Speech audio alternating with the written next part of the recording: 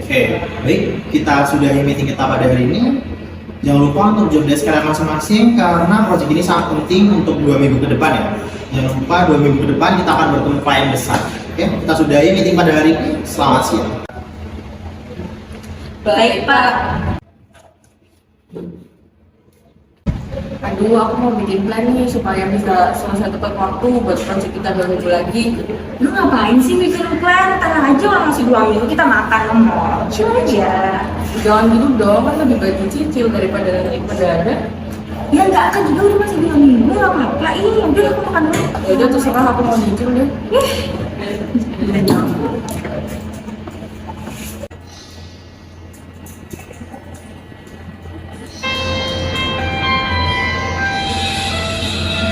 Ngapain Pak manajer telepon? Kan baru bisa rapat. Halo? Iya, Pak. Maksudnya project yang buat 2 minggu lagi itu dimajuin buat 2 hari lagi. Oke, baik Pak, bisa. Baik Pak.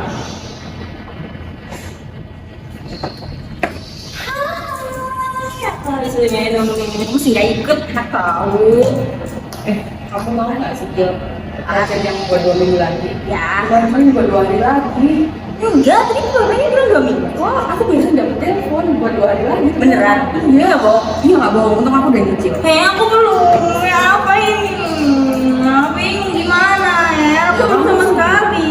Ya kamu sih tadi ajak nyicil malah ke kantin. Ya kan aku masih 2 minggu lagi, bantuin. Ya apa ini? Aku gak paham, Ya udah mana sini. Ini bingung. Ya udah lain kali cicil loh ya.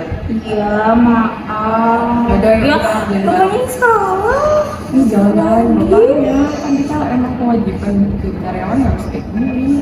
Iya maaf, bantuin deh. Ya udah syarat ke aku nanti aku bantuin ya. Thank you ya. Iya. Halo teman-teman, tahu nggak sih kalau kasus tadi itu disebabkan oleh adanya individual differences? Nah, apa sih individual differences itu? Buat kalian yang mau tahu lebih lanjut, yuk simak penjelasan berikut. Nah, sebelum masuk ke penjelasan, perkenalkan kami dari kelompok 3 dengan anggota Vincentia Regina dengan NIM 016, lalu ada Kilazana dengan NIM 017, lalu ada Erika Iswardanti dengan NIM 018, dan yang terakhir yaitu Marcelino Rian dengan NIM 024. Apa sih individual differences itu? Nah, menurut Dereskai dalam Al-Ghifari, individual differences itu merupakan perbedaan karakteristik antara satu individu dengan individu yang lain yang nantinya akan mempengaruhi kinerja mereka dalam menjalankan tugas atau tanggung jawab yang diberikan. Lalu, apa sih individu itu sendiri? Nah, menurut Eccles and Sedley, individu adalah kata benda dari individual yang berarti orang, perseorangan, atau oknum. Sedangkan menurut Riswanti dan kawan-kawan, individu adalah manusia yang memiliki peranan khas atau spesifik dalam kepribadiannya. Sedangkan Al-Ghifari menjelaskan bahwa organisasi merupakan suatu wadah atau tempat berkumpulnya sejumlah individu dengan kepentingan yang sama dan menjalankan aktivitasnya sesuai dengan tanggung jawab yang diberikan.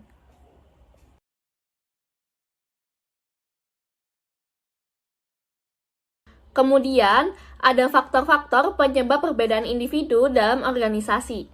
Yang pertama yaitu demografi, di mana dalam demografi ini faktor keberagaman terdiri dari 2 dimensi. Yang pertama yaitu dimensi primer atau dimensi yang stabil yang terdiri dari umur, etnis, gender, atribut fisik, ras, dan juga orientasi seksual. Lalu yang kedua ada dimensi sekunder atau dimensi yang bisa berubah yang terdiri dari latar belakang pendidikan, status pertingkahan, keyakinan beragama, atribut fisik, kesehatan, dan juga pengalaman kerja. Nah, yang selanjutnya adalah kepribadian. Kepribadian merupakan pola perilaku, perasaan, dan pola berpikir seseorang yang relatif stabil atau konsisten, serta berbeda antara satu dengan yang lainnya atau distintif. Menurut Aston, tahun 2013 menyatakan bahwa kepribadian akan mempengaruhi bagaimana seseorang bertindak pada situasi tertentu dan bagaimana seseorang tersebut akan menetapkan maupun menjalankan tujuannya. Tipe-tipe kepribadian ini merupakan hasil dari pengaruh dari keluarga, sosial budaya, dan lingkungan lain dari seseorang tersebut yang akan menghasilkan suatu tipe kepribadian. Yang berikutnya, dalam industri dan organisasi sendiri, Wagner dan Hollenbeck tahun 2010 berpendapat bahwa apabila seseorang memiliki kemampuan untuk memahami perbedaan karakter yang timbul dari adanya kepribadian individu tersebut yang berbeda-beda, maka akan dapat secara efisien akan menempatkan individu yang tepat pada pekerjaan atau organisasi yang tepat pula. Berikutnya, kepribadian sendiri memiliki beberapa teori-teorinya yang akan kami bahas. Yang pertama, terdapat teori Big Five Personality, di mana teori ini mengklasifikasikan kepribadian individu ke dalam 5 jenis. Yang pertama ada neuroticism, yang ditandai dengan individu yang mudah khawatir, insecure, mudah gugup dan tegang. Lalu terdapat individu yang extraversion, yang berarti individu tersebut ramah, interaktif, menyenangkan, dan asertif. Lalu terdapat individu openness yang mandiri, kreatif, berani, dan terbuka pada pemikiran baru, serta ada individu yang agreeableness, yaitu individu yang baik hati, lalu berhati lembut, dan kooperatif serta sopan. Dan yang terakhir terdapat conscientiousness, yaitu individu yang dapat diandalkan, pekerja keras, teratur, dan terencana. Baik, untuk teori selanjutnya biasa kita kenal dengan MBTI atau Myers-Briggs Type Indicator, di mana teori ini membagi individu ke dalam beberapa jenis berdasarkan aspeknya. Aspek pertama, berdasarkan sumber energinya, terdapat kepribadian extraversion, yang mana terdapat individu yang fokus pada aspek-aspek dari dunia luar dan seperti benda atau orang. Lalu ada kepribadian introversion, di mana sumber energi ini fokus pada dunia dalam, yaitu refleksi ataupun pemikiran-pemikiran tertentu. Lalu selanjutnya, terdapat aspek pengumpulan informasi, di mana terdapat kepribadian sensing, yang mana individu ini detail dan berdasarkan faktor-faktor tertentu dalam pengumpulan informasinya. Lalu terdapat kepribadian dengan intuitif, di mana terdapat individu yang melihat gambaran besar dari informasi tersebut. Selanjutnya, pada aspek pengambilan keputusan, terdapat kepribadian thinking, di mana terdapat individu yang menilai secara rasional, dan kepribadian feeling, di mana individu yang menilai dengan empati. Dan yang terakhir, terdapat aspek bertindak, di mana terdapat kepribadian perceiving, yaitu individu yang spontan dan fleksibel, dengan individu yang kepribadiannya judging atau yang terjadwal dan terencana. Dan selanjutnya dari kepribadian sendiri terdapat personal traits, di mana yang pertama ada locus of control, yang mana dari ini untuk mengetahui sejauh mana individu merasa mampu mengontrol diri sendiri. Dalam locus of control ini terdapat locus of control internal, yaitu di mana nasib individu dia merasa bahwa dikendalikan oleh dirinya sendiri. Sedangkan untuk locus of control eksternal itu individu menganggap bahwa nasibnya akan dikendalikan dengan kondisi-kondisi eksternal seperti keberuntungan atau kesempatan. Yang selanjutnya ini terdapat proactive personality, di mana disposisi yang mengidentifikasi apakah individu bertindak untuk mempengaruhi lingkungannya atau tidak.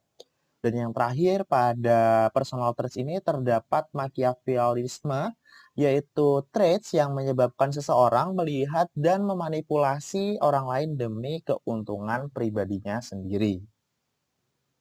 Faktor selanjutnya yang menyebabkan perbedaan dalam individu adalah motivasi. Motivasi adalah dorongan psikologis dalam diri individu yang memengaruhi arah perilaku individu dalam organisasi, usaha yang dilakukan individu, serta konsistensi yang ditunjukkan individu dalam mencapai tujuannya. Motivasi kerja terbagi menjadi dua jenis, yaitu intrinsic motivation yang berarti dorongan yang ditimbulkan oleh pekerjaan itu sendiri, dan extrinsic motivation yang berarti dorongan yang ditimbulkan oleh reward eksternal. Selanjutnya terdapat teori-teori yang menjelaskan mengenai motivasi. Yang pertama ada content theories. Content theories menjelaskan motivasi kerja dalam hal apa yang membangkitkan, memberi energi, atau menginisiasi perilaku individu atau karyawan. Teori ini menekankan analisis terhadap kebutuhan mendasar manusia. Contoh content theories yaitu hierarchy of needs theory, two-factor theory, dan acquired needs theory. Selanjutnya ada proses theories. Proses teoris menjelaskan motivasi kerja melalui bagaimana perilaku individu atau karyawan dimulai, diarahkan, dan dihentikan. Teori ini menekankan analisis terhadap proses berpikir bagaimana manusia termotivasi melakukan sesuatu. Contoh proses teoris yaitu equity theory dan expectancy theory. Yang ketiga ada reinforcement theories. Reinforcement theories menekankan proses belajar untuk membentuk perilaku kerja. Faktor selanjutnya yang menyebabkan perbedaan individu adalah nilai. Nilai adalah preferensi yang luas mengenai tindakan atau hasil yang sesuai. Nilai merupakan hasil belajar dan pengalaman dari setting budaya tempat individu tinggal. Perbedaan hasil belajar dan pengalaman antar individu menghasilkan nilai yang berbeda antara satu individu dengan individu yang lainnya. Nilai merefleksikan sense individu mengenai sesuatu yang menurutnya benar dan salah, serta apa yang seharusnya dilakukan. Faktor selanjutnya yaitu sikap. Sikap adalah kecenderungan individu untuk merespon secara positif atau negatif terhadap individu lain atau sesuatu yang ada di lingkungan sekitarnya. Sikap terdiri dari 3 komponen yaitu kognitif yang dibentuk dari belief, opini, pengetahuan, dan informasi. Lalu afektif yaitu perasaan dan emosi, dan behavioral yaitu kecenderungan berperilaku. Selanjutnya terdapat sikap dan perilaku kerja. Yang pertama ada kepuasan kerja, yaitu perasaan positif individu tentang pekerjaan dan lingkungan kerjanya. Selanjutnya ada komitmen organisasi, yaitu sejauh mana seorang karyawan merasakan kesetiaan kepada atasannya.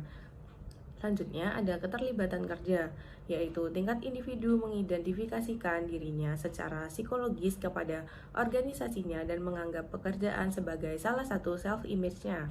Selanjutnya ada keadilan organisasi, yaitu konsep teoritis menyeluruh yang berkaitan dengan perlakuan adil terhadap individu-individu dalam organisasi. Selanjutnya ada organizational citizenship behavior, yaitu kontribusi yang diberikan anggota organisasi melebihi tugas atau tanggung jawab yang diberikan kepadanya. Selanjutnya ada kontak psikologis, yaitu perjanjian tidak tertulis antara organisasi dan karyawannya. Yang terakhir ada antisocial behavior at workplace, yaitu kecenderungan individu atau karyawan untuk membahayakan organisasi atau rekan kerja lainnya.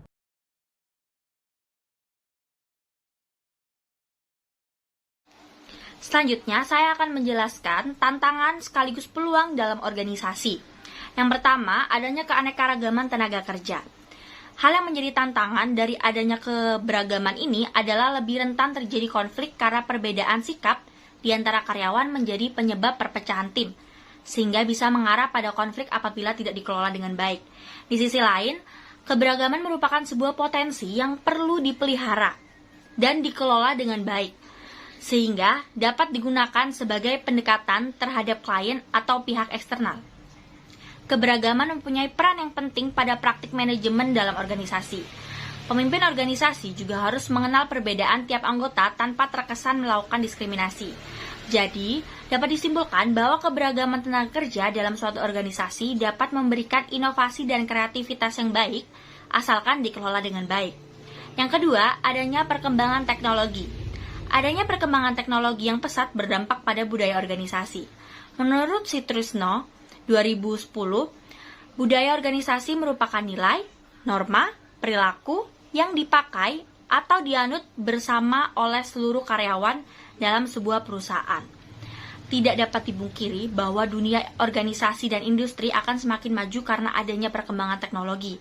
Nah, perkembangan teknologi ini yang mempengaruhi perubahan budaya organisasi yang dia anut menjadi lebih cepat dan praktis. Sehingga karyawan harus lebih beradaptasi terhadap budaya kerja tadi. Yang ketiga, adanya kesenjangan generasi. Adanya perbedaan generasi merupakan sebuah tantangan sekaligus peluang dalam suatu organisasi dan industri. Perbedaan generasi ternyata juga mempengaruhi seseorang dalam bersikap.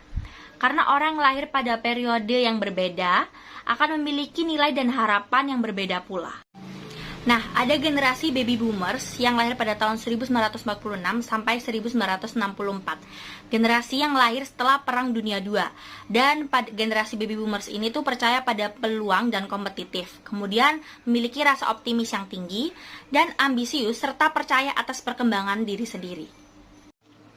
Kemudian ada generasi X dengan rentang 1965 sampai 1980. Nah, generasi X ini biasanya lahir pada awal perkembangan teknologi. Generasi X ini menyadari keragaman dan memilih menyeimbangkan antara pekerjaan dan kehidupan. Generasi X ini juga biasanya ingin bersenang-senang dalam pekerjaannya, dikenal mandiri, skeptis, dan otonom. Dan generasi X ini memiliki preferensi komunikasi yang berbeda dengan generasi Z. Selanjutnya ada generasi Y yang berkisar 1981 sampai 1994. Jadi di generasi Y ini mereka lebih menghargai perbedaan, kemudian juga memilih bekerja sama daripada menerima perintah. Generasi Y ini adalah generasi yang percaya diri, terhubung, dan lincah. Kemudian generasi Y ini bisa dikatakan digital native, hampir mirip dengan generasi Z. Kemudian pengaturan kerjanya juga fleksibel dan mereka lebih mementingkan peluang perawatan kesehatan. Selanjutnya ada generasi Z yang berkisar tahun 1995 sampai 2010. Generasi Z ini pengguna teknologi dan cara kerjanya itu fleksibel, identik dengan generasi Y. Generasi Z juga menyadari pentingnya stabilitas keuangan dan kegembiraan saat bekerja. Mereka memiliki lebih banyak keberagaman etnis daripada generasi baby boomers dan generasi X. Sama seperti generasi Y, generasi Z itu juga digital native dan tentunya multitasking. Namun mereka lebih individualis dan mengarah mencari keuntungan pribadi karena budaya yang dominan kapitalisme. Namun generasi Z ini kurang disiplin dalam bekerja dibandingkan generasi sebelumnya. Teori generasi sebenarnya mulai banyak dikenal karena istilah generasi X. Ketika angkatan generasi X memasuki kerja, itu mempengaruhi seluruh dinamika tenaga kerja. Sehingga tantangan dari perbedaan generasi ini adalah menyebabkan kesalahpahaman sehingga menimbulkan konflik antar generasi di tempat kerja. Namun di sisi lain, adanya perbedaan generasi membuat individu saling melengkapi, asalkan individu tersebut dapat merespon gap persepsi dengan terbuka.